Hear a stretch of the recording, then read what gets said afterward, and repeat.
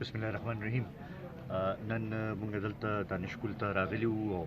د دې ځای د مشرانو سره جرګه وکړه، دوی سره خبرې وکړې.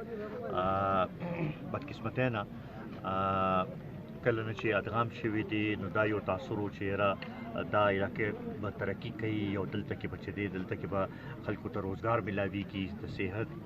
د تعلیم سهولتونه به میلاویږي. خو بدقسمتۍ نه داسې حکومت راغلی دی چې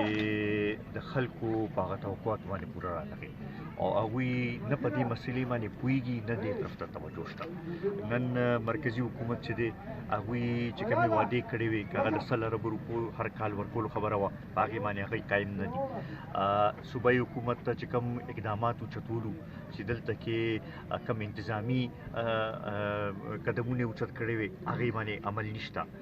د خلکو ته چې کوم حقوق میلاوېدل پکار وو هغه شانتې نه دي میلاو شوي او د هغې د وجې نه مایوسۍ کې رسته رضا اضافه کېږي. لکه دا مونږ دا دلته آواز اوچت کړو او دا هر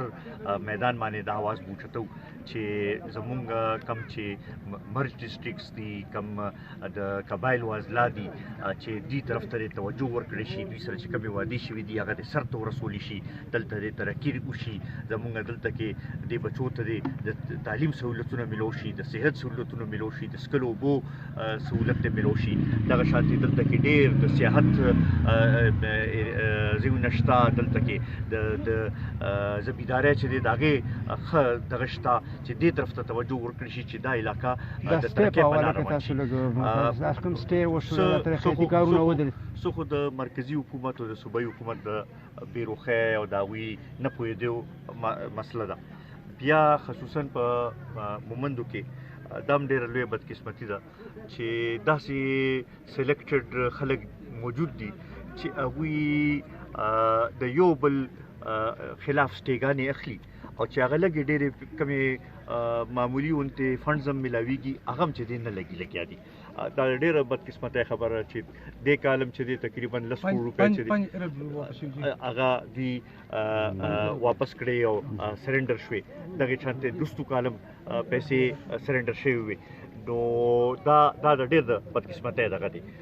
مونږ د دې خلکو له دا تمه او دا دغه ورکوو چې بهی مونږ به تاسو لپاره اواز اوچتوو به او دا کوشش به کوو به چې ستاسو دا کم محرومۍ چې دي، کم ستاسو مشکلات چې دي چې هغه لرې کړو او خاص کر په وفاقي کابینه کې ناست هغې خلکو ته چې څوک وایي چې زمونږ دې صوبې کې نه غربت شته، نه غریب شته،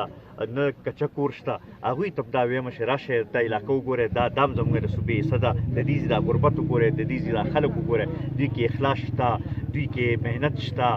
دوی کې صلاحیت شته. خو بدقسمتۍ نه د حکومت ورته توجه نشته. که تاسو په ستاسو دور حکومت رالو یا دلته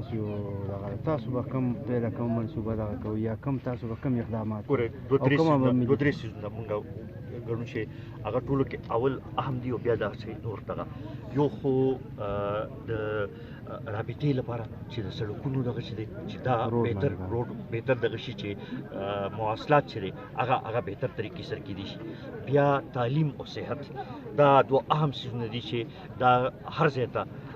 دغه ورسېد. دلته کې اوس هم داسې تحصیلونه شته چې په هغې کې های سکول نشته، هغې کې بچي چې دي د 20 کیلومیټره او 25 کیلومیټره او 10 کیلومیټره سفر کوي او سکول ته سبق لځي، نو چې هغوی ته په خپل کلي کې په خپل علاقې کې ورته سکول سهولت میلاو شي. دغه شانتې د صحت سهولتونه چې دي هغه چې میلاو شي، څښلو صفا اوبه چې دی هغه میلاو شي. زما خیال دا لومړنی دغه دی او بیا به د هغې نه پس نور منصوبه